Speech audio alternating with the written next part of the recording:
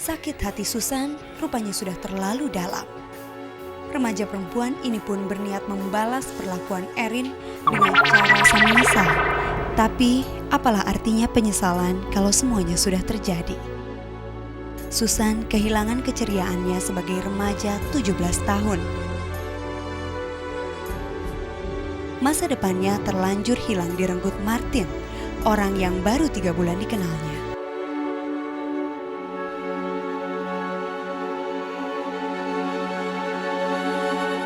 Semua ini bermula pada satu hari di bulan Juli 2005. Ketika itu, Susan berkenalan dengan seorang pria bernama Martin. Perkenalan tersebut sebenarnya hanya sebuah kebetulan. Saat itu, Susan bertamu ke rumah Kiki, salah satu teman sekolahnya. Kebetulan pula, pada saat yang sama, Martin juga sedang berkunjung di sana. Pada saat bertemu sama si Uci, saya ketemu di rumah temannya yang bernama Ayu. Panggilan hari-harinya Neneng itu temannya. Ternyata perkenalan singkat antara dua insan berlainan jenis itu berlanjut.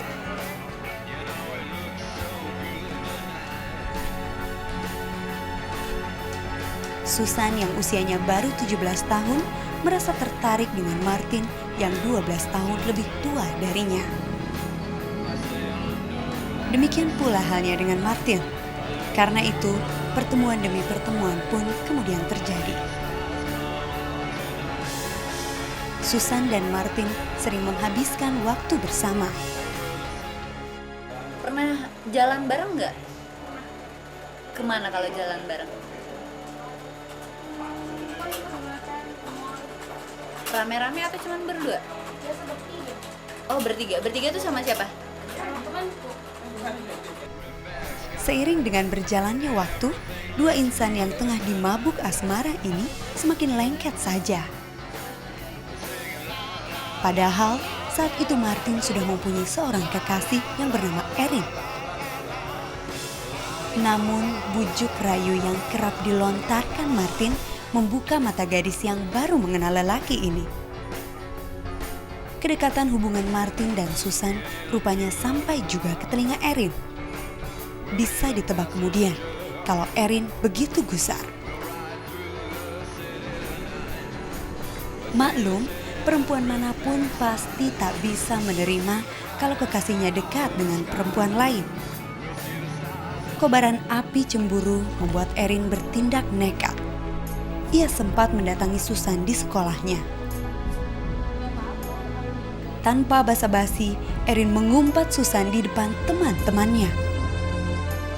Ia juga menyebut Susan sebagai perempuan murahan yang merebut kekasih orang. Tak hanya sampai di situ, kepada Susan, Erin juga mengaku telah hamil dan akan segera menikah dengan Martin.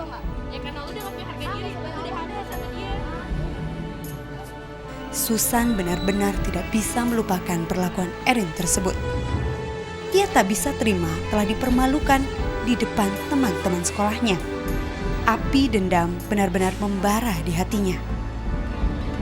Susan pun menghubungi Martin dan memintanya untuk menemuinya.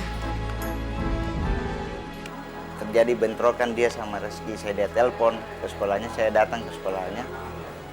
Sempat itu saya ditahan juga sama guru-gurunya itu. Gara-gara si Uci juga sama Reski. Tapi pada saat itu saya juga yang bawa pulang. Saya simpan di rumahnya. Di rumah siapa? Di rumahnya Uci, depan rumahnya. Saya kasih turun pulang sekolah. Begitu dia telepon saya, sudah saya pulang dan saya ada urusan saya dulu. Dia telepon saya, bilang kita ketemu di Yanti.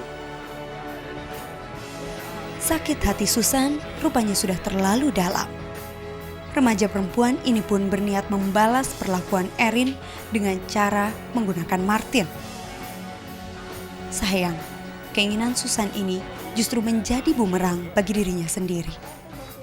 Tanpa disadarinya, Martin malah mengambil kesempatan dari rasa sakit Susan kepada Erin.